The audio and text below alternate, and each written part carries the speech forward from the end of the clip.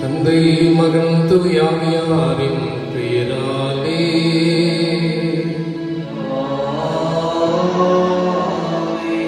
நம் ஆண்டவராகிய இயேசு கிறிஸ்துவின் அருளும் கடவுளின் அன்பும் தூயாவியானவரின் நட்புறவும் உங்கள் அனைவரோடும் இருப்பதாக.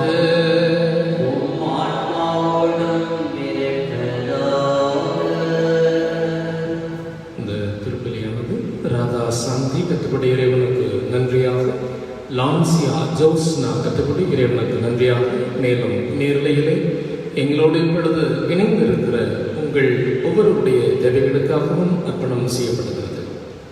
இயேசு கிறிஸ்துவின் பிரியமான சகோதர சகோதரிகளே, ஆகஸ்ட் மாதம் 15ஆம் நாள் 2 பெரிய விழாக்களை நாம் கொண்டாடுகிறோம்.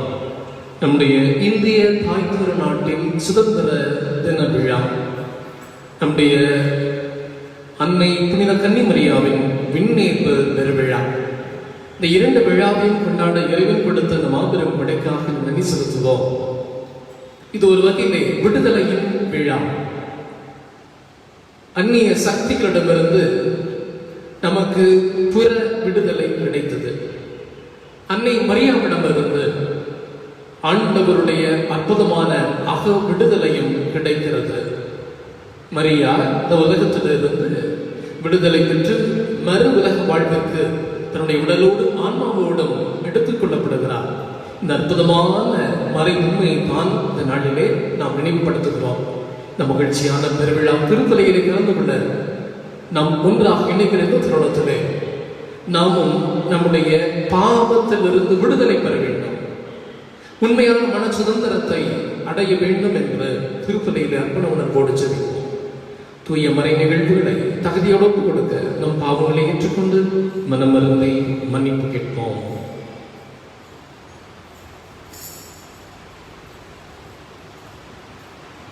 எல்லாம் வல்ல இறைவனிடமும் சகோதர இறைவனிடமும் நான் பாவை ஏற்றுக்கொள்கிறேன்.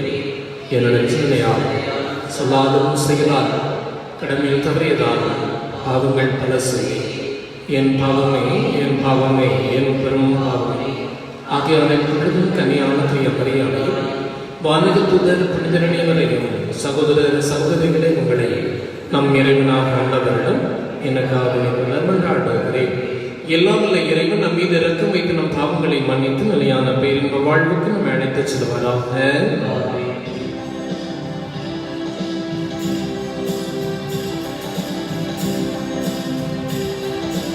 ஆண்டவரே இரக்கமாயிரும், ஆண்டவரே இரக்கமாயிரும், கிறிஸ்துவே இரக்கமாயிரும், கிறிஸ்துவே இரக்கமாயிரும், ஆண்டவரே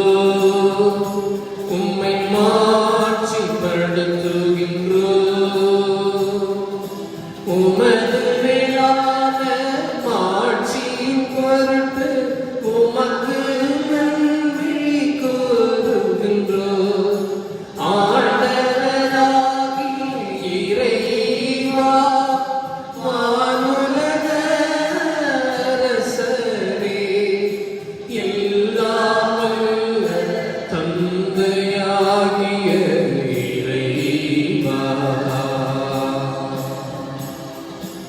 ஒரே மகனாய் உதித்த ஆண்டவரே இயேசு கிறிஸ்துவே, ஆண்டவராகிய இறைவா, இறைவனின் செம்மறியே, தந்தையின் திருமகனே, உலகின் பாவங்களை போக்குபவர், எங்கள் மேல் இரக்கமாயிரும். உலகின் பாவங்களை போக்குபவர், எங்கள் மன்றாட்டை கேட்டருளும். தந்தையின் வலப்பக்கம் வீற்றிருப்பவரே, எங்கள் மேல் இரக்கமாயிரும். ஏனெனில் இயேசு கிறிஸ்துவே, நீர் ஒருவரே தூயவர், நீர் ஒருவரே ஆண்டவர், நீர் ஒருவரே உன்னதர். தூய ஆவியாரோடு தந்தையாகிய இறைவனின் மாட்சியில் இருப்பவர் நீரே. ஆமென், ஆமென்.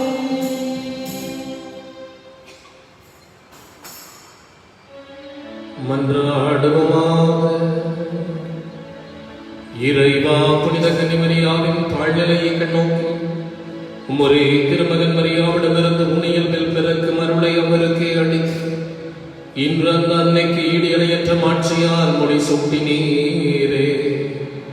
அவரின் வேண்டலால் நாங்களும் உமது மீட்பின் மறை நிகழ்வால் காக்க பெற்று உம்மால் உயர்த்த பெற தகுதி பெறுவோமாக. உமது பராமரிப்பினால் நீர் உருவாக்கிய இந்த திருவுலகம் உம்முடைய மாட்சியிலே பங்கு பெற பொருட்டு தீமை அனைத்திலிருந்து விடுதலை பெறவும், மேலுலகில் உள்ளவற்றின் மீது நாட்டம் கொள்ளவும் கனிவுடன் எங்களுக்கு அருள்வீராக.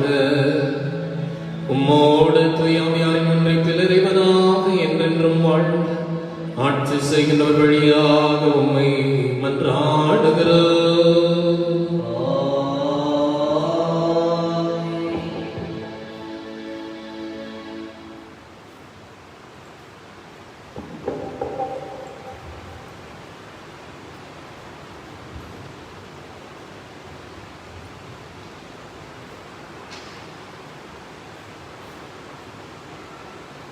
முதல் வாசகம். பெண் ஒருவர் காணப்பட்டார். அவர் கதிரவனை ஆடையாக அணிந்திருந்தார். நிலா அவருடைய காலடியில் இருந்தது. திருத்தூதர் யோவான் எழுதிய திருவெளிப்பாட்டிலிருந்து வாசகம். பிரிவு 11, 19 மற்றும் பிரிவு 2, 12, 1-6 முடிய 10வது இறைவார்த்தைகள். விண்ணகத்தின் கடவுளின் கோவில் திறக்கப்பட்டது. அந்த கோவிலில் உடன்படிக்கை பேழை காணப்பட்டது. வானில் பெரியதோர் அடையாளம் தோன்றியது. பெண் ஒருவர் காணப்பட்டார். அவர் கதிரவனை ஆடையாக அணிந்திருந்தார். நிலா அவருடைய காலடியில் இருந்தது. அவர் 12 விண்மீனை தலைமீது சூடியிருந்தார். அவர் கருவுற்றிருந்தார். பேறுகால வேதனைப்பட்டு கடுந்துயர்களுடன் கதறினார். வானில் வேறொரு அடையாளமும் தோன்றியது. இதோ நெருப்புமயமான பெரிய அரக்க பாம்பு ஒன்று காணப்பட்டது. அதற்கு 7 தலைகளும் 10 கொம்புகளும் இருந்தன. அதன் தலைகளில் 7 மணிமுடிகள் இருந்தன. அது தன் வாளால் விண்மீன்களின் 1/3 பகுதியை நிலத்தின் மீது இழுத்து போட்டது. பேறுகால வேதனையில் இருந்த பெண் பிள்ளை பெற்றவுடன் அதை விழுங்கி விடுமாறு அரக்க பாம்பு அவர் முன் நின்று கொண்டிருந்தது. எல்லா நாடுகளையும் இருப்புக்கோள் கொண்டு நடத்திவிருந்த ஓர் ஆண் குழந்தையை அவர் பெற்றெடுத்தார். அக்குழந்தையோ கடவுளிடம் அவரது அரியணை இருந்த இடத்திற்கு பறித்து செல்லப்பட்டது. அப்பெண் பாலைநிலத்துக்கு ஓடிப்போனார். பீடுமாறு கடவுள் அவருக்கென ஒரு இடத்தை ஏற்பாடு செய்திருந்தார். பின்பு விண்ணகத்தில் ஒலித்த பெரியதொரு குரலை கேட்டேன். அது சொன்னது, இதோ மீட்பு, வல்லமை, நம் கடவுளின் ஆட்சி, அவருடைய மெசியாவின் அதிகாரம் ஆகிய அனைத்தும் வந்துவிட்டன. இது ஆண்டவர் வழங்கும் அருள்வாக்கு.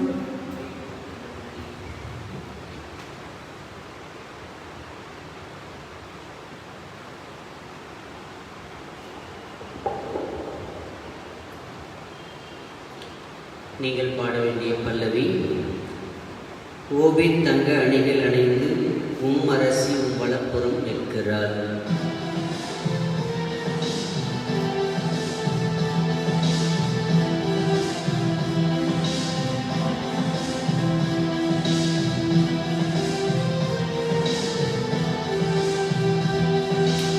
ஓபின் தங்க அணிகள் அணிந்து அரசி வலப்புறம் நிற்கிறார். கோவின் தங்க அணிகள் அணிந்து அரசி வலப்புறம் நிற்கிறார். அருமை மிக அரசியல மகளிர் உமை எதிர்கொள்வர்.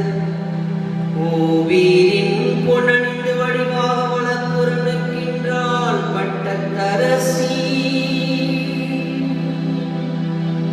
கோவில் தங்க அணிகள் அணிந்து அரசி வலப்புறம் நிற்கிறார். கோவில் தங்க அணிகள் அணிந்து அரசி வலப்புறம் நிற்கிறார். மகளே கேளாய், கருத்தாய் காது கொடுத்து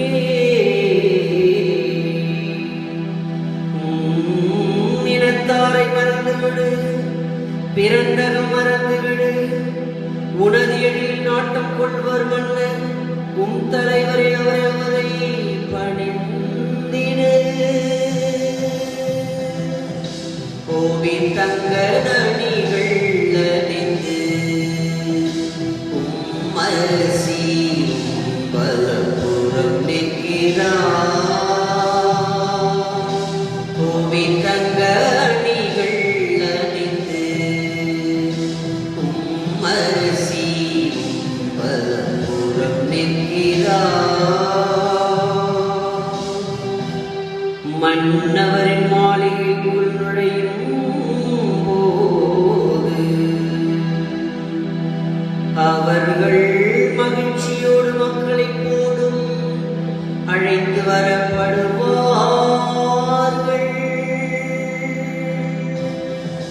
கோவின் தங்க அணிகள் அணிந்து அரசி வலப்புறம் நிற்கிறார். கோவின் தங்க அணிகள் அணிந்து அரசி வலப்புறம் நிற்கிறார். இரண்டாம் வாசகம். கிறிஸ்துவே முதலில் உயிர் பெற்றார். திருத்தூதர் பவுல் கொரிந்தியருக்கு எழுதிய முதல் திருமுகத்திலிருந்து வாசகம். அதிகாரம் 15, இறை சொற்றொடர்கள் 20 26 வரை. சகோதர சகோதரிகளே, இறந்த கிறிஸ்து உயிருடன் எழுப்பப்பட்டார். அவரே முதலில் உயிருடன் எழுப்பப்பட்டார். இது அனைவரும் உயிருடன் எழுப்பப்படுவர் என்பதை உறுதிப்படுத்துகிறது. ஒரு மனிதர் வழியாக சாவு வந்தது போல் ஒரு மனிதர் வழியாகவே இறந்தோர் உயிர் தெழுகின்றனர். ஆதாமை முன்னிட்டு அனைவரும் சாவுக்குள்ளானது போல கிறிஸ்துவை முன்னிட்டு அனைவரும் உயிர் பெற்றெழுவர். ஒவ்வொருவரும் அவரவர் முறை வரும் பொழுது உயிர் பெற்றெழுவர். கிறிஸ்துவே முதலில் உயிர் பெற்றார். அடுத்து கிறிஸ்துவின் வருகையின் போது அவரை சார்ந்தோர் உயிர் பெறுவர். அதன் பின்னர் முடிவு வரும். அப்பொழுது கிறிஸ்து ஆட்சியாளர், அதிகாரம் செலுத்துவோர், வலிமையுடையோர் ஆகிய அனைவரையும் அழித்துவிட்டு தந்தையாகிய கடவுளிடம் ஆட்சியை ஒப்படைப்பார். எல்லா பகைவரையும் அடிபணிய வைக்கும் வரை அவர் ஆட்சி செய்ததாக வேண்டும். சாவே கடைசி பகைவன், அதுவும் அழிக்கப்படும். இது ஆண்டவரின் அருள்வாக்கு. இறைவனுக்கு நன்றி.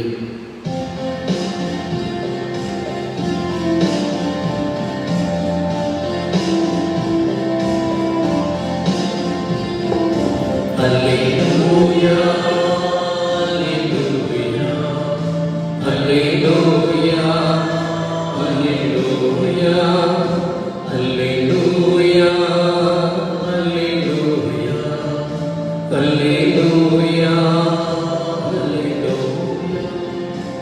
மரியா விண்ணகத்திற்கு எடுக்கப்பட்டார்.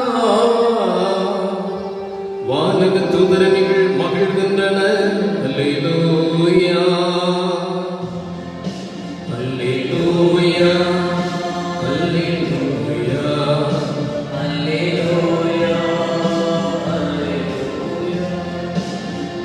ஆண்டவர் உங்களோடு இருப்பாராக.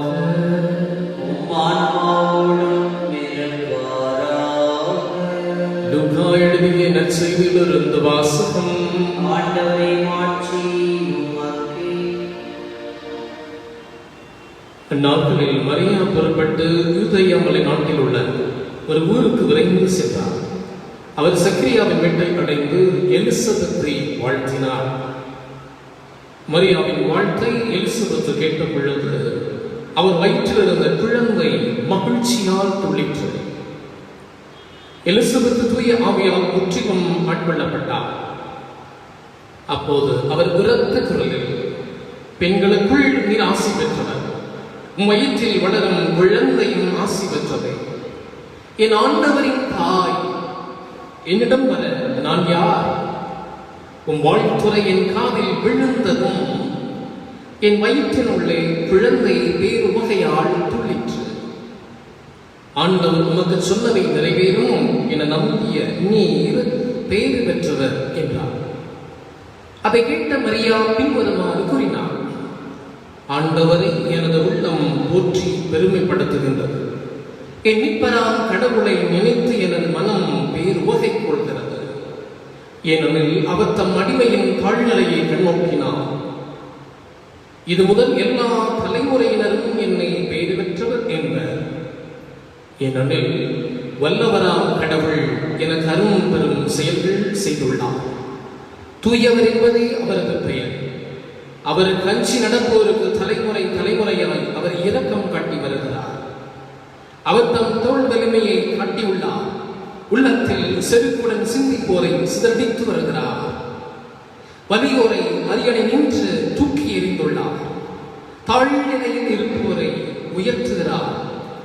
பசித்தோரை நலன்களால் நிரப்புகிறார். செல்வரை வெறும் கையராய் அனுப்பிவிடுகிறார்.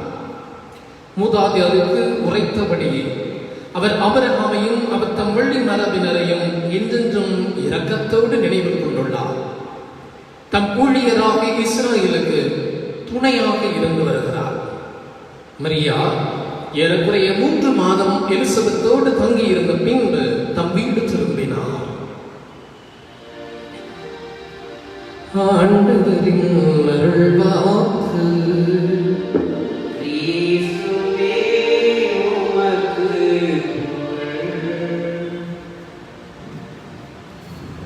எல்லா குழந்தைங்க பள்ளிக்கூடத்தை மறந்துட்டாங்க. எல்லாமே நேரலை வகுப்பு. ஒரு முறை ஒரு ஆசிரியர் நேரலையிலே காந்தத்தை பற்றி ஒரு பாடத்தை எடுக்கிறார். காந்தம் என்ன செய்யும்? பக்கத்தில் எது இருந்தாலும் அதை கவர்ந்து இழுத்துக்கொள்ளும். அந்த காந்த விசை, காந்த சக்தி அதை எப்படி இழுக்கிறது என்பதை பற்றி எல்லாம் மிக அழகாக அந்த ஆசிரியர் பாடத்தை நடத்துகிறார். நேரலையில் ஒவ்வொரு குழந்தையும் இதில் பயன்பெறுகிறது, அதை கற்றுக்கொள்ளுகிறது. அப்போ பொதுவாக அந்த குழந்தைங்க அந்த நேரலை பாடத்தில் கலந்துக்கிற பொழுது பார்த்தா அவங்க வீட்டில் யாராவது ஒருத்தர் கூட இருப்பாங்க. அம்மாவோ அப்பாவோ சகோதர சகோதரிகளோ யாராவது ஒருவர் கூட இருப்பாங்க, சொல்லி தருவாங்க. இப்படி ஒரு வீட்டில் ஒரு குழந்தை நேரலை வகுப்பில் கலந்துட்டு இருக்கிறப்போ இந்த காந்த விசை பற்றி ஆசிரியர் சொல்லிட்டு இருக்கிறார். இந்த குழந்தையோட நினைப்பு வேற எங்கேயோ போயிட்டு இருக்கு. ஒரு பக்கம் அவங்க பாடம் நடத்துறத கேட்குற மாதிரி தலையை அசைக்குது, ஆனால் கவனமெல்லாம் வேற எங்கேயோ போகிற மாதிரி இருக்கும். அந்த டீச்சர் அதை பார்த்தோன்னா ஒரு சின்ன டெஸ்ட் வைக்கிறாங்க. நான் இப்போ முதல் எழுத்தை சொல்லுவேன், நான் எந்த பாடம் நடத்துகிறேன் அப்படிங்கிறத நீங்கள் சொல்லணும். அந்த முதல் எழுத்தை தொடர்ந்து வருகிற 5 எழுத்துல தான் இப்போ நான் நடத்துகிற பாடத்தினுடைய தலைப்பே இருக்கிறது. அப்படின்னா அந்த டீச்சர் எதிர்பார்த்தது மேக்னெட், அதாவது காந்தம், அதை தான் அந்த குழந்தை சொல்லணும் அப்படின்னு அந்த டீச்சர் கேள்வி கேட்குறாங்க.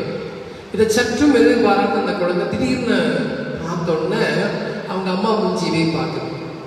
அந்த டீச்சர் கேள்வி கேட்டது அந்த குழந்தைக்கு மறந்து போச்சு. அம்மா மூஞ்சி பார்த்து அந்த குழந்தை சொல்லுது மதர் அப்படின்னு சொல்லுது. ஏன் அப்படின்னா எங்கள் அம்மா தான் என்னை ரொம்ப ஒரு காந்த சக்தி போல இழுத்து உட்கார வச்சிருக்கிறாங்க. நான் விளையாட போகணும்னு நினைச்சேன், விட மாட்டேங்கிறாங்க. என்னை பிடிச்சி உட்கார வச்சிருக்கிறாங்க, எனக்கு மேக்கப் பண்ணி உட்கார வச்சிருக்கிறாங்க அப்படின்னு அந்த குழந்தை தன் நிலையை மறந்து, டீச்சர் நடத்தின பாடத்தை மறந்து அம்மாவை பற்றி புகார் பண்ண ஆரம்பிச்சிருச்சு. அந்த குழந்தைக்கு தேவை தாயின் மடியிலிருந்து விடுதலையா, அல்லது அந்த நேரலை வகுப்பிலிருந்து விடுதலையா? என்ன தேவை? நீங்க வீட்டில் அதை பற்றி டிஸ்கஸ் பண்ணி ஒரு முடிவை எனக்கு வாட்ஸ்அப்லேயோ அல்லது ஃபேஸ்புக்லேயோ அனுப்புங்க. இயேசுவின் பிரியமான சகோதர சகோதரிகளே, அன்னை தன்னை தேடி வரும் அனைவருக்கும் அடைக்கலம் தரும் நகரம் என்கிறார் புனித தமசின் நகர அருளப்பர். ஒரு மனிதனின் உடலில் உள்ள உறுப்புகள் எல்லாம் நாக்குகளாக மாறினும் மரியன்னையை அவருடைய தகைமைக்கு ஏற்றவாறு புகழவே முடியாது என்கிறார் புனித அகுஸ்தினார். வாழ்க புனித அன்னையே, விண்ணையும் மண்ணையும் எக்காலத்தும் ஆழ்கிற அரசரை ஈன்ற அம்மையே, நீர் வாழ்க என அன்னையாம் திருச்சபை நம்முடைய தாயை வாழ்த்திக் கொண்டதே இருக்கிறது. மரியா தன் வாழ்க்கை பயணத்தை முடித்துக் கொண்ட வேளையிலே அவர் உடலோடும் ஆன்மாவோடும் விண்ணகத்திற்கு எடுத்துக் கொள்ளப்பட்ட ஒரு விழாவைத்தான் இந்த அன்னையாம் திருச்சபையோடு இணைந்து நாமும் இந்த நேரத்திலே கொண்டாடுகிறோம். இந்த விண்ணேற்பு பெருவிழா அன்னை மரியாவுக்கு எப்படி கிடைக்குது அப்படின்னா, ஏதோ நாம் எல்லாம் சேர்ந்து அவருக்கு சூட்டி இருக்கிற மணி மகுடம் அல்ல. ஏறக்குறைய முதல் நூற்றாண்டிலிருந்து தொடர்ச்சியாக அன்னை மரியாவுக்கு இந்த மணி மகுடம் சூட்டப்பட்டது. அவருக்கு இறப்பு இருக்காது. அவர் அப்படியே முழுவதுமாக உடல் மக்கி போகாமல் விண்ணகத்திற்கு எடுத்துச் செல்லப்பட வேண்டும் என பாரம்பரியமாக திருச்சபையிலே எல்லா நூற்றாண்டுகளிலும் நினைத்தார்கள், போதித்தார்கள், நம்பினார்கள். எருசலேமுக்கு இந்த திருப்பயணம் திருயாத்திரையாக நாம் செலுத்துகிற பொழுது ஒரு காட்சியை காணலாம். அந்த அன்னை மரியாவுடைய ஆலயம் அது நாமேஸ்வரம் சொல்லுவாங்க, அல்லது அன்னை மரியாவை அடக்கம் செய்வதற்கு முன்பாக அவர் அப்படியே இந்த உடலோடு கிடத்தி இருப்பார்கள். மறைத்த நிலையிலே இருக்கிற ஒரு சுரூபம் போல அது நமக்கு காட்சியிலே இருக்கும். அந்த இடத்திலிருந்து மேல் நோக்கி பார்த்தால் மிக அழகான ஒரு ஓவியத்தை வரைந்து வைத்திருப்பார்கள். அன்னை மரியா விண்ணகத்திற்கு எடுத்துக் கொள்ளப்படுகிற அந்த உடல், அவரை சுற்றிலும் வானதூதர்கள் இருப்பார்கள். வானக தந்தை மரியாவை அவருடைய அந்த அரியணையிலே இழுத்துக் கொள்வது போல, இந்த காந்த விசையை போல அன்னை மரியாவை அப்படியே தன்னத்தில் எடுத்துக் கொள்வதை போல மிக அழகாக அந்த ஒளி சித்திரம் வரையப்பட்டிருக்கும். இயேசுவிலே பிரியமானவர்களே, இது பல நூறாண்டுகளாக மக்களின் நம்பப்பட்டது. திருச்சபையிலே அதிகாரப்பூர்வமாக அறிவிக்கப்பட வேண்டும் என காலகாலமாக காத்துக் கொண்டிருந்தோம். அதுதான் நம்முடைய விடுதலை பெருவிழாவுக்கு பின்பாக ஒரு 3 ஆண்டுகளில் நடந்தது. 1950 ஆண்டு நவம்பர் மாதம் திங்கள் 1 தேதியில் அன்று அப்பொழுது இருந்த திருத்தந்தை 12வது பயஸ் கன்னி மரியாவின் விண்ணேற்பை நம்பிக்கை பிரகடனமாக அதை அறிவிக்கிறார். இதை மாற்றவோ மறுக்கவோ இயலாது. இது முழுமையான திருச்சபை நம்பிக்கை என்பதை இந்த உலகத்திற்கு அவர் எடுத்துச் சொல்கிறார். அன்னை மரியா விண்ணகத்திற்கு எடுத்துக் கொள்ளப்பட்ட அற்புதமான மகிழ்ச்சியான இந்த நாள் தான் நம் அத்தனை பேருக்கும் விடுதலை கிடைத்தது என்பதிலே நாம் மகிழ்வோடு பூரிப்போடு இந்த நேரத்திலே கொண்டாடுவோம். இந்த மண்ணிற்கு இறைவன் ஏன் இந்த உடலை கையளிக்கவில்லை அப்படின்னு பார்த்தோம்னா, இதற்கு முன்பாக ஒரு சின்ன ஒரு வரலாற்று நிகழ்வை நாம் நினைத்து பார்க்கலாம். என்ன வரலாற்று அல்லது அப்படின்னா, இந்த உடன்படிக்கை பேழை, பழைய ஏற்பாட்டில் அந்த உடன்படிக்கை பேழையை மக்கள் எடுத்து வைத்து கொண்டாடினார்கள். அப்படி இந்த உடன்படிக்கை பேழையில என்ன இருந்துச்சு அப்படின்னு கேட்டோம்னா, அதுல இருந்த 3 பொருட்கள். கற்பலகை, மன்னா, ஆரோனுடைய கோல், இந்த மூன்றும் அந்த உடன்படிக்கை பேழையில இருந்தது. அந்த உடன்படிக்கை பேழை மிக புனிதமானது. அதை எங்கெல்லாம் எடுத்து செல்லப்படுகிறதோ அங்கெல்லாம் இறை பிரசன்னம் உணரப்பட்டது. அந்த உடன்படிக்கை பேழையை இந்த தாவீது அரசர் எடுத்து வருகிறார். நம்ம அதை வாசிக்கிற 2 சாமுவேல் புத்தகம் பிரிவு 6 இறைவார்த்தை 1 23 வரை உள்ள திருவசனத்தை நாம் வாசிக்கிறோம். அங்கே அந்த உடன்படிக்கை பேழையை, கடவுளுடைய பேழையை தாங்கி வருகிற பொழுது தாவீது அரசர் மேல தாளத்துடன் தாரை தப்பட்டைகள் முழங்க எருசலேம் நகருக்கு அதை எடுத்து சென்றார் என்று ஒரு அற்புதமான வரலாற்று நிகழ்வாக பதிந்திருக்கும். என்ன அர்த்தம்னா, இந்த உடன்படிக்கை பேழை கடவுளுடைய பிரசன்னத்தை உணர்த்துவதாக இருக்கிறது. இறைவன் தன்னகத்திலே வாழ்கிறார், தங்கள் ஊரிலே இருக்கிறார், தங்கள் ஆலயத்திலே குடியிருக்கிறார் என்பதைத்தான் மக்கள் ஆர்ப்பாட்டமாக கொண்டாடினார்கள். அந்த பேழைக்கு எவ்வளவு முக்கியத்துவமோ அதே போலத்தான் அன்னை மரியாவும் நற்கருணை பேழையாக பாவிக்கப்படுகிறார். இந்த மரியாவுடைய அந்த பேழையும் எப்பொழுதும் வாழ்ந்து கொண்டே இருக்க வேண்டும், ஒருபோதும் அழியக்கூடாது என்பதற்காகத்தான் கடவுள் அந்த பேழையை அப்படியே தன்னகத்துள் எடுத்துக் கொள்ளுகிறார். இவ்வளவு ஒரு மாபெரும் கொடையை அன்னை மரியாவுக்கு இறைவன் தந்திருக்கிறார். ஆகவேதான் நானும் நீங்கள் இந்த நாளிலே மகிழ்ச்சி கொள்ளலாம். நம்முடைய தாய்க்கு இறைவன் கொடுத்த அற்புதமான ஒரு மாட்சிமை இது. அவருடைய மாட்சிமையினை குடிகொள்ள பணித்திருக்கிறார்.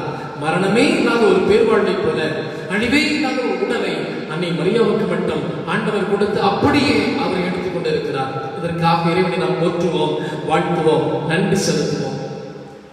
இந்த பேழையை தாங்கிய மரியா அவர் செய்த பயணம் தான் இந்த நாளிலே நமக்கு நற்செய்தியாக தரப்பட்டது. அன்னை மரியாவினுடைய சந்திப்பு யாரு போய் பார்த்தாருன்னா, எலிசபெத் தாய். அவரும் கருவறையிலே ஒரு மகனை சுமந்திருக்கிறார், இவரும் ஒரு மகனை சுமந்திருக்கிறார். 2 கருத்தாங்கிய தாய் கிடையாது.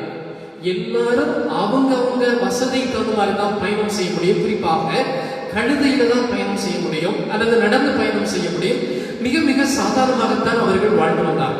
அன்னை மரியா அப்படி எவ்வளவு தூரம் பயணம் செய்தான்னு பார்த்தா, அவர் வாழ்ந்த இடம் அன்னை மரியாவுடைய ஊர்ல இருந்து எலிசபெத் இருக்கிற ஊர். அன்னை மரியா இருக்கிற ஊர் என்னங்க? அவர் வாழ்ந்த இடம் என்னது? நாசரேத்து. அங்க அன்னை மரியா இருக்கிறாங்க. எலிசபெத் தாய் வாழ்ந்த இடம் எருசலேம், இல்லைங்களா? எருசலேம் ஏறக்குறைய இன்னைக்கு நம்ம அளவுகோல்ல சொல்லணும் அப்படின்னா 145.7 கிலோமீட்டர், ஏறக்குறைய 150 கிலோமீட்டர் இவங்க பயணம் செய்யறாங்க. எப்போ? வயிற்றிலே குழந்தை இருந்த பொழுது. அப்போ எவ்வளவு ஒரு துணிச்சலான ஒரு பயணம், எவ்வளவு கடுமையான ஒரு பயணம். இப்ப இருக்கிற மாதிரி குளிரூட்டப்பட்ட பேருந்து வசதிகளோ வாகன வசதிகளோ கிடையாது. அவர்கள் மிகுந்த சிரமத்தோடு தான் பயணம் செய்திருக்க வேண்டும். அதுவும் எப்படி? தன் மகன் ஆண்டவர் இயேசு கிறிஸ்துவை சுமந்த வண்ணம் செல்கிறார், நற்கருணை பேழையை எடுத்துக்கொண்டு செல்கிறார் என்று நாம் சொல்ல வேண்டும்.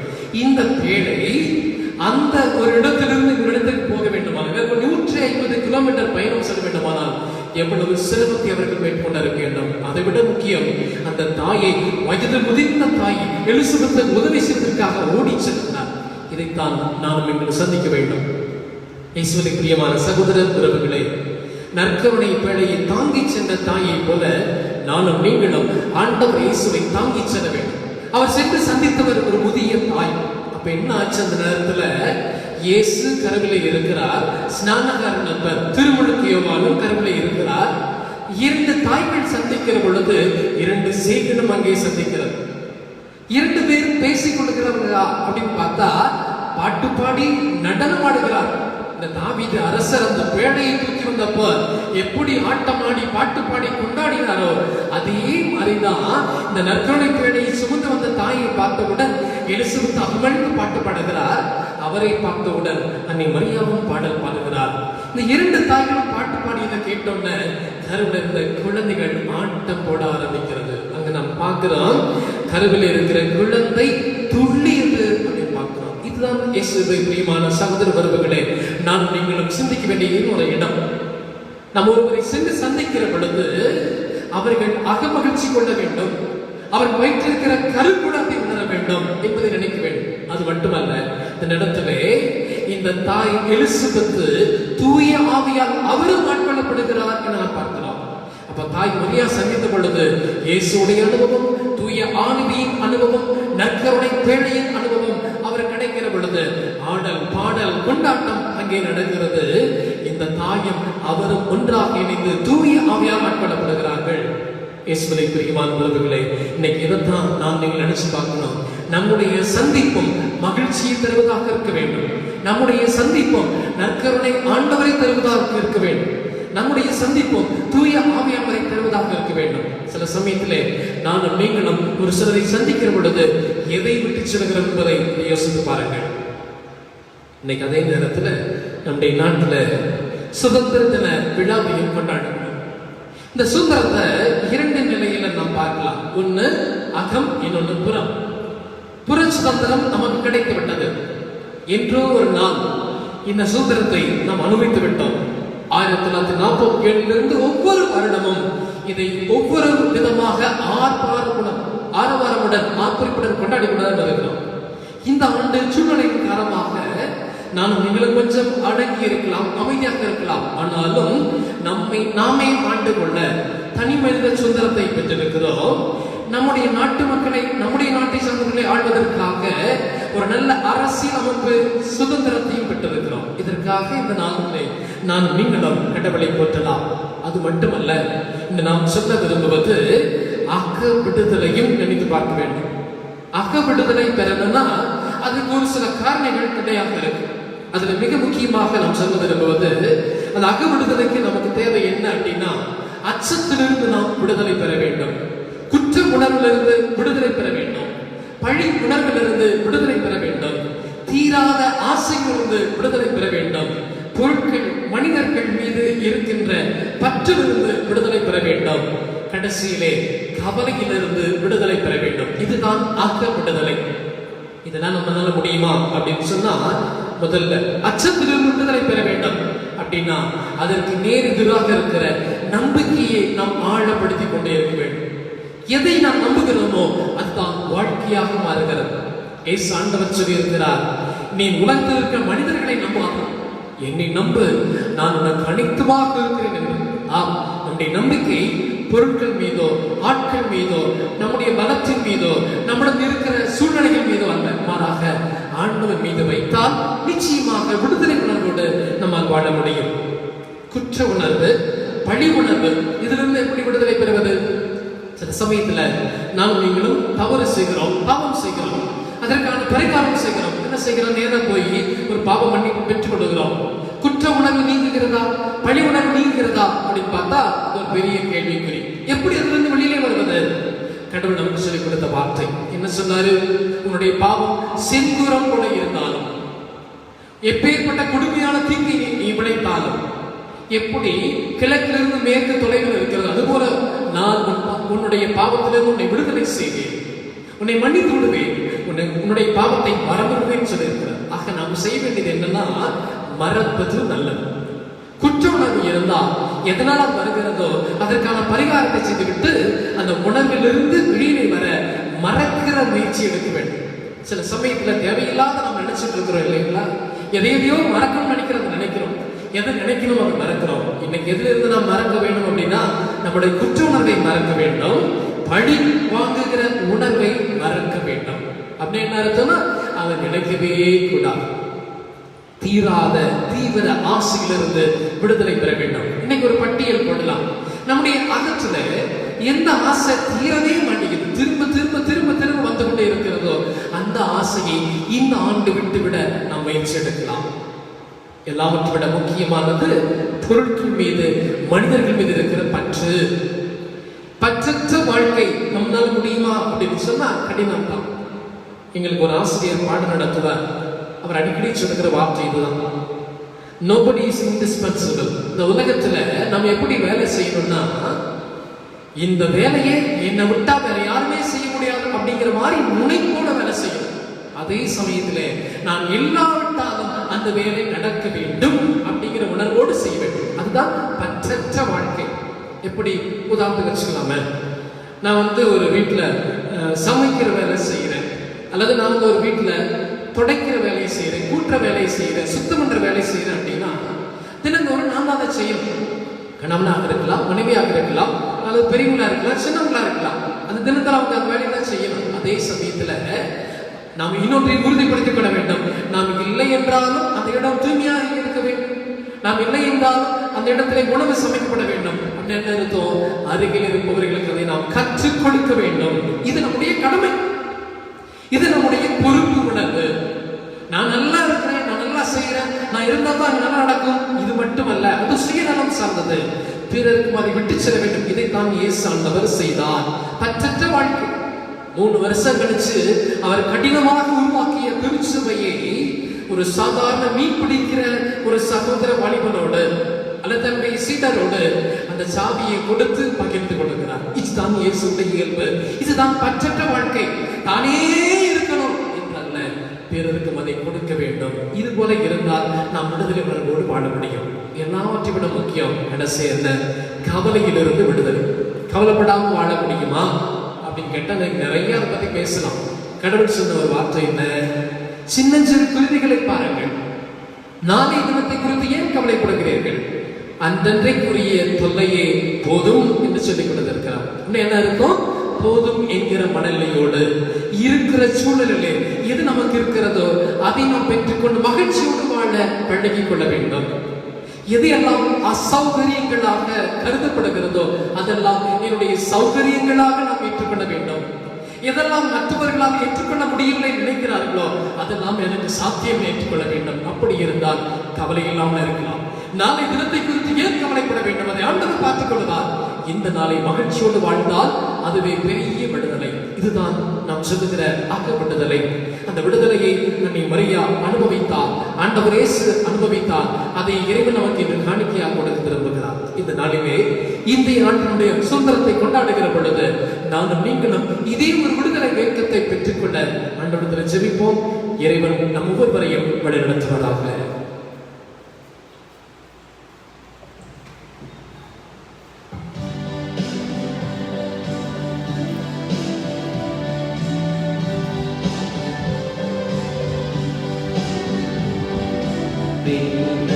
மண்ணையும் படைத்தவரா கடவுள் ஒருவர் இருக்கின்றார்.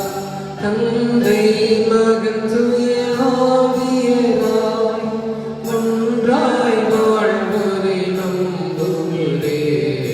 தூய ஆவியின் வல்லமையா இறை மகன் நமக்காய் மனிதரானார்.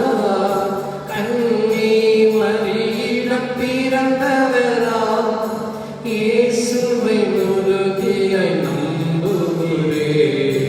நாத்துவின் ஆட்சி பாடப்பட்டார், சிலுவையில் இறந்து அடக்கப்பட்டார், 3ஆம் நாளில் உயிர்த்தெழுந்தார், இறப்பின் மீதே வெற்றி கொண்டார்.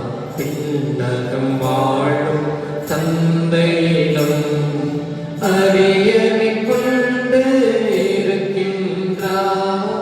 உலகம் முடியும் காலத்திலே நடுவரை திரும்பவும் வந்திடுவார். தூய ஆவியாரை நம்புகிறேன், பாரினில் அவர் துணை வேண்டுகிறேன். பாவ மன்னிப்பில் தூய்மை பெற்று பரிகார வாழ்வில் நிலைத்திடுவேன். திருவாவை உரைப்பதை நம்புகிறேன், புனிதர்கள் உறவை நம்புகிறேன். உடலின் உயிர்ப்பை நிலை வாழ்வேன், உறுதியுடனே நம்புகிறேன்.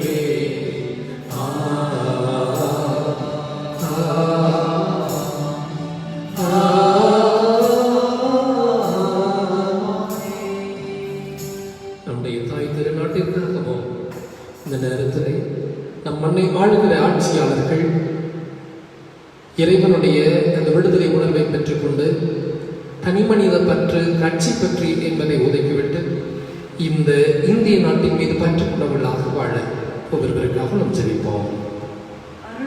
அருளும்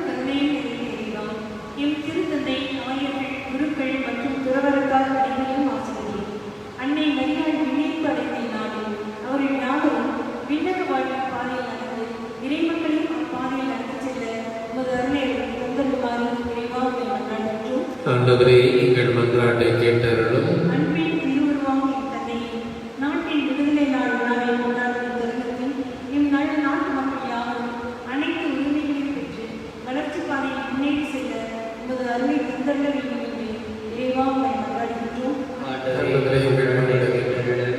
ஆற்றலின் பிறப்பிடமே இறைவா, என் இளைஞர்கள் குழந்தைகள் யாருக்கும் தேவையான கல்வி வாய்ப்பு வேலை வாய்ப்பு கிடைத்து எதிர்கால இந்தியாவின் பொறுப்புமிக்க குடிமக்களாக வாழும் வரவை தந்தள்ள வேண்டும் என்று இறைவா உம்மை மன்றாடுகின்றோம். ஆண்டவரே எங்கள் மன்றாட்டை கேட்டருளும்.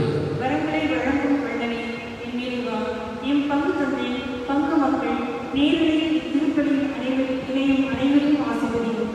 நாங்கள் ஒவ்வொருவரும் அருள் வாழ்விலும் பொருள் வாழ்விலும் நிறைவு பெற்று உமக்கேற்ற மக்களாக வாழும் வர தந்தள்ள வேண்டும் என்று இறைவா உம்மை மன்றாடுகின்றோம். ஆண்டவரே எங்கள் மன்றாட்டை கேட்டருளும். நம்முடைய தனிப்பட்ட தேவைகளுக்காக மௌனமாக ஜெபிப்போம்.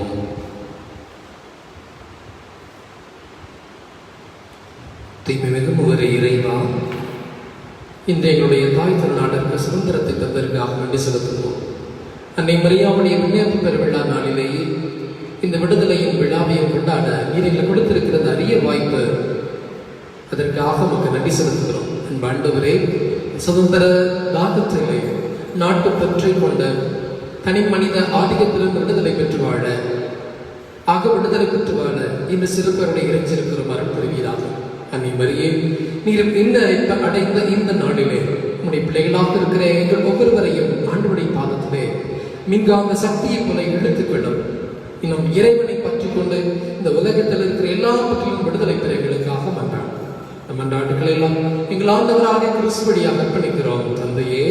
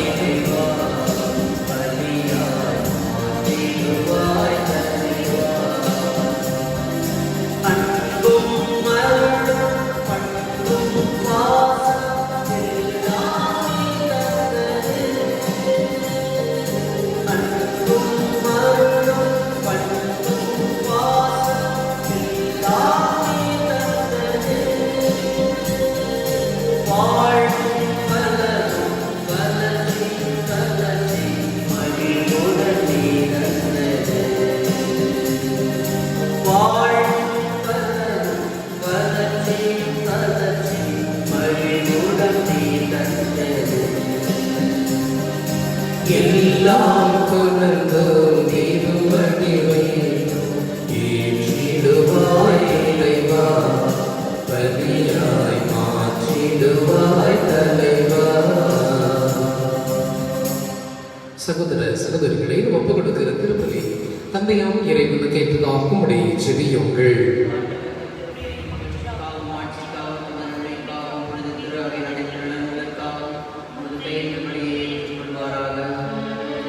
ஆண்டவரே, கடவுளுடைய புனித தாயின் வெண்ணீர்ப்பு பெற விழாவில் மகிழ்வு புகழ்ச்சி இவற்றின் தனிப்பொருளை ஏற்றருளவுமே வேண்டுகின்றோம். அதனால் நாங்களுடைய மன்னிப்பை பெற்று நன்றி செய்வதில் இடவிடாது நிலைத்திருக்க அருள் வீராக. எங்கள் ஆண்டவராகிய கிறிஸ்து வழியாக உம்மை மன்றாடுகிறோம். ஆண்டவர் உங்களோடு இருப்பாராக.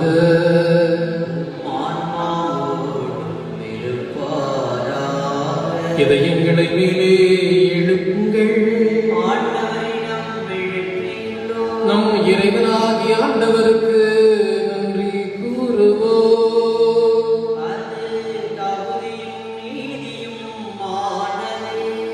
ஆண்டவரே, தூயவரான தந்தையே, நம்முள்ள எல்லாம் இறைவா,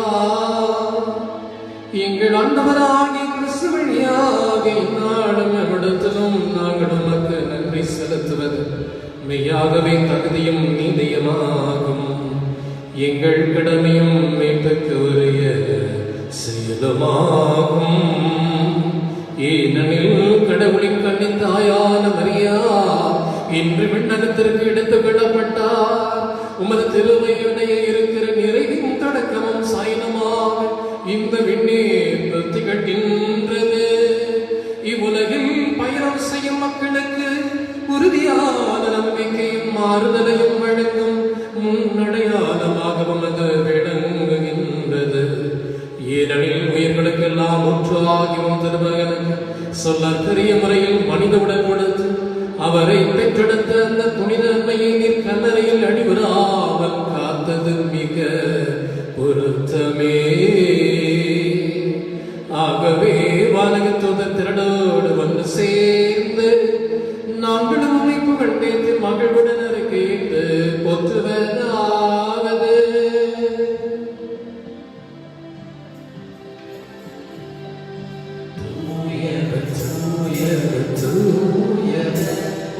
படைகளின் கடவுளம் ஆண்டவர், விண்ணகமும் மண்ணகமும் உமது ஆட்சியும் நிறைந்துள்ளன. உன்னதங்களிலே ஓசானா, உன்னதங்களிலே ஓசானா. ஆண்டவர் பெயரால் வருகிறவர், ஆசி பெற்றவர்.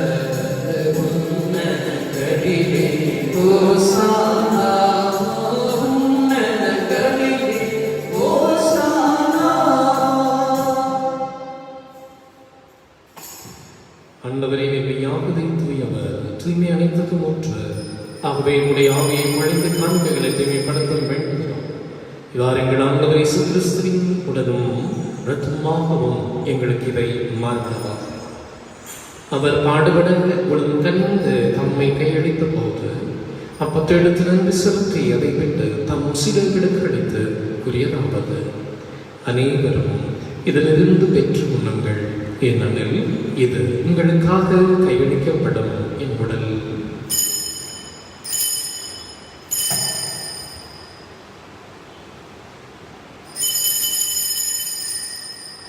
வண்ணமே இரவு விருந்தை அருந்திய பின் கிண்ணத்தையும் எடுத்து மீண்டும் உமக்கு நன்றி கூறி தம் சீடர்களுக்கு அளித்தவர் கூறியதாவது: அனைவரும் இதிலிருந்து பெற்று பரகுங்கள், ஏனெனில் இது புதிய நிலையான உடன்படிக்கைக்குரிய என் இரத்தத்தின் கிண்ணம். இது பாவ மன்னிப்புக்கென்று உங்களுக்காகவும் பலருக்காகவும் சிந்தப்படும். இது என் நினைவாக செய்யுங்கள்.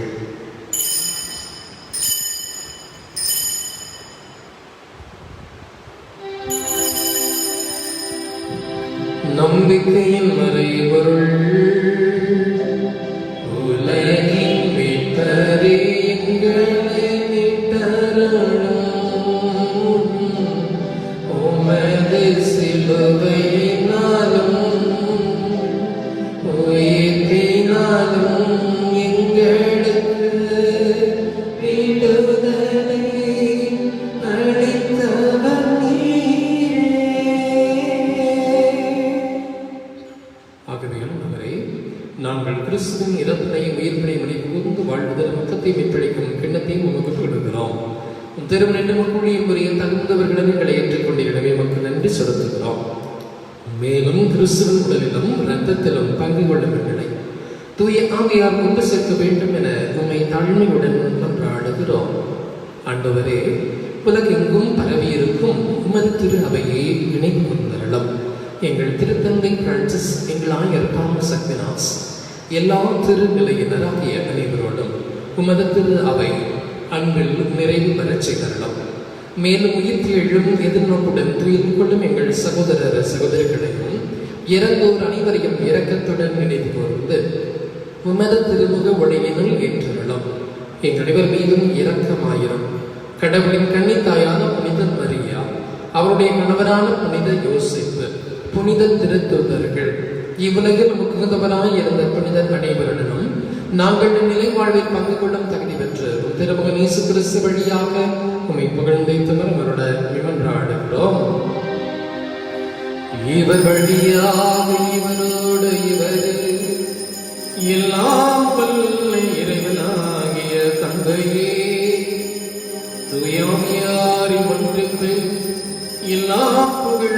ஆட்சியும் என்றென்றும் உமக்கு உரியதே.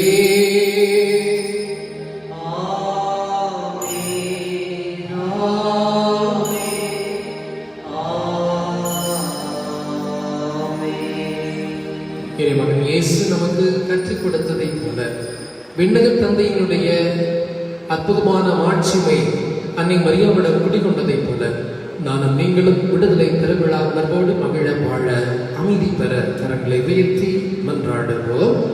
விண்ணடகில் இருக்கிற எங்கள் தந்தையே, உமது பெயர் தூயது என போற்றப் பெறுக. உமது ஆட்சி பெறுக. உமது திருவிழா விண்ணுலகில் நிறைவேறுவது போல மண்ணுலகிலும் நிறைவேறுக. எங்கள் அன்றாட உணவை இன்று எங்களுக்கு தாரும். எங்களுக்கு எதிராக குற்றம் செய்வோரை நாங்கள் மன்னிப்பது போல எங்கள் குற்றங்களை மன்னியும்.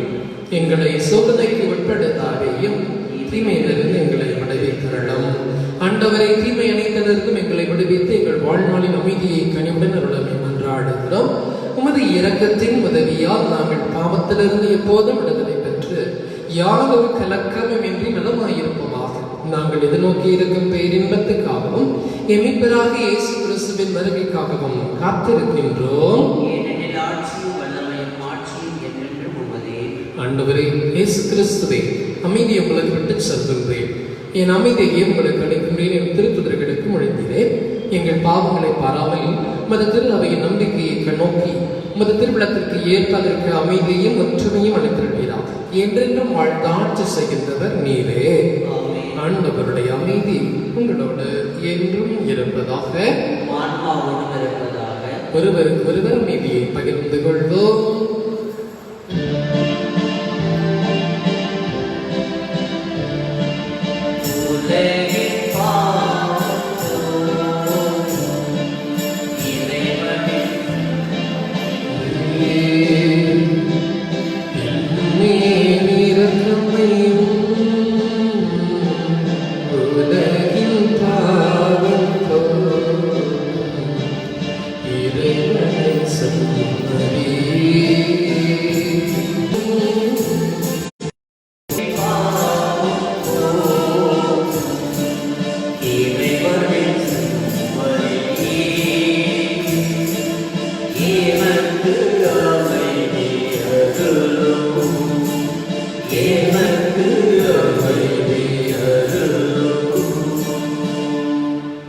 இதோ இறைவனின் செம்மறி, இவரை உலகின் பாவங்களை போக்குகின்றவர். அன்னை மரியாவுக்கு விண்ணீர்ப்பை கொடுத்தவர். நம் ஒவ்வொருவருக்கும் அதே திருவிருந்தின் வழியாக விடுதலையின் உணர்வை தர இந்த நற்கருணை விருந்திலே கலந்து கொள்ள காத்திருக்கிறார். இதிலே கலந்து கொள்ள இருக்கிற ஒவ்வொருவரும் பேறு பெற்றவர்கள். ஆண்டவரே, நீர் என்னிடத்தில் எழுந்தருளிவர நான் தகுதியற்றவன். ஆனால் ஒரு வார்த்தை மட்டும் சொல்லிவிடும், எனது ஆன்மா நலமடையும். கிறிஸ்துவின் தூய உடலும் ரத்தமும் நம்மை பாதுகாத்து நிலை வாழ்வுக்கு நம்மை எடுத்துச் செல்வதாக. ஆமென்.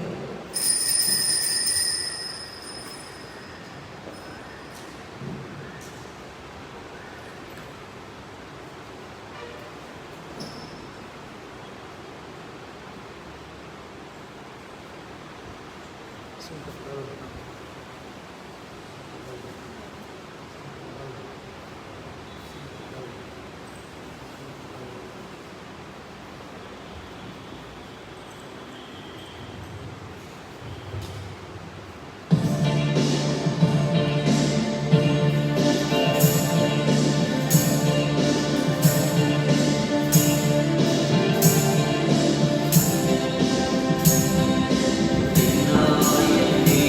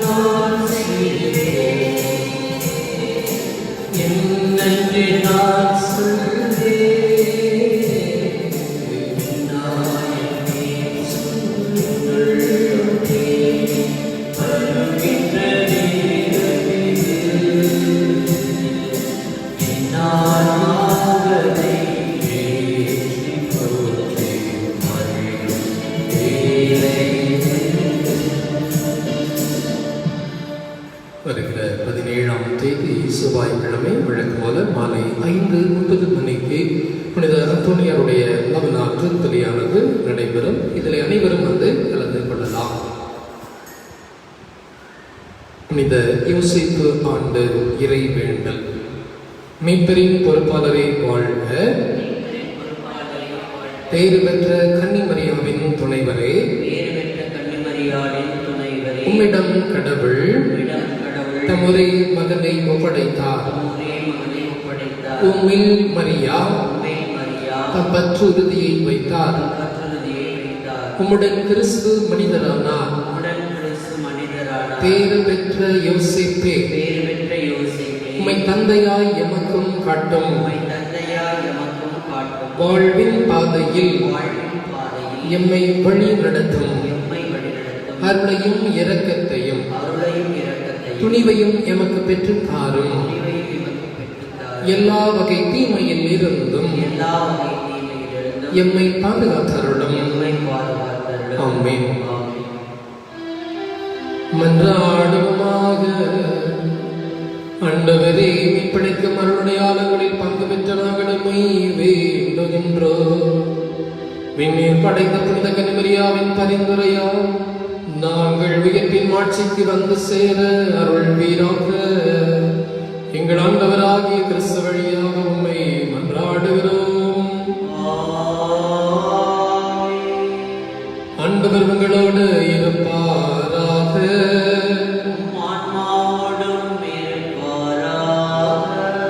தலை வணங்கி சிறப்பு ஆசிரை பெறுவோம். தந்தையாகிய கடவுள் உங்களுக்கு ஆசி வழங்குவாராக. நம் பாதுகாவலராகிய அன்னையின் பரிந்துரையால் நம் மக்கள் அனைவருக்கும் அமைதியும் வளமையும் வழங்குவாராக. இறைமகன் உங்களை கனிவுடன் கண்ணாக்குவாராக. உயர்ந்த இலக்குகளை துணிவுடன் தேடும் ஞானமும் தலைவர்களை தந்து உங்களுக்கு ஆசி வழங்குவாராக. தூய ஆவியார் கடவுளுடைய கட்டளைகளின் பாதையில் நீங்கள் நடக்கும்.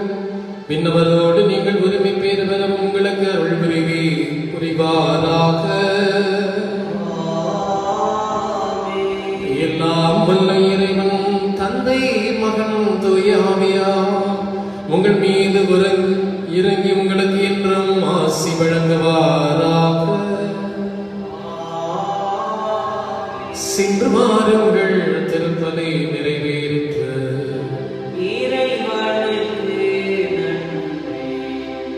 மீண்டும் ஒரு முறை அனைவருக்கும் நம்முடைய தாய் திருநாட்டின் சுதந்திர தின நல்வாழ்த்துக்களை தெரிவித்துக் கொள்கிறோம்.